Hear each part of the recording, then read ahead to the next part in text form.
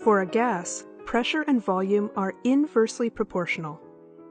If you keep everything else constant, then as the pressure on a gas goes up, its volume goes down. As the volume a gas occupies goes up, its pressure goes down. If you exert pressure on a gas, you can compress it. Make it take up less space. Imagine a hard container that measures how many times gas particles bang against the sides. The more the gas particles bang against the sides, the higher the gas pressure on the container. If you make the container smaller, you compress the gas. The particles of gas will run into the sides more often per second, so that means higher pressure. If you keep the amount of gas particles constant, but you make the size of the container bigger, there will be fewer collisions per second with the sides. That registers as lower pressure. Robert Boyle stated the inverse relationship between pressure and volume as a gas law. Boyle's law says that for a given amount of gas at fixed temperature, pressure and volume are inversely proportional. P is proportional to 1 over V. You can write this mathematically as P equals K over V, where P equals pressure, V equals volume, and K is a proportionality constant. We can rearrange this equation so it reads PV equals K, or the product of pressure and volume is a constant, K. Very often, Boyle's law is used to compare two situations, a before and an after. In that case, you can say P1 V1 equals K, and P2 V2 equals K. So you can write Boyle's law as P1 V1 equals P2 V2. Let's see an example. A tire with a volume of 11.41 liters reads 44 psi, pounds per square inch, on the tire gauge.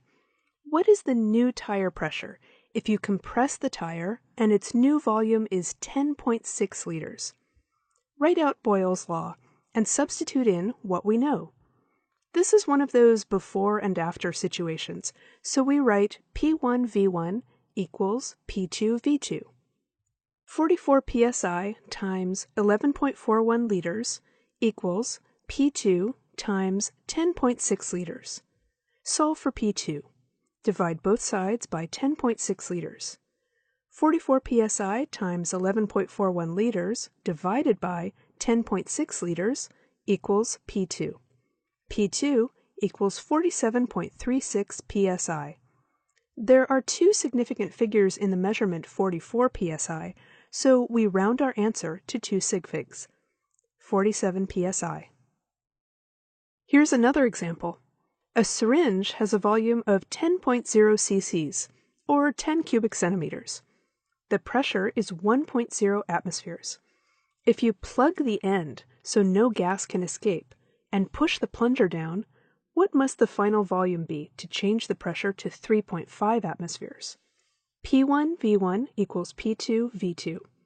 1.0 atmospheres times 10.0 centimeters cubed equals 3.5 atmospheres times V2. Solve for V2.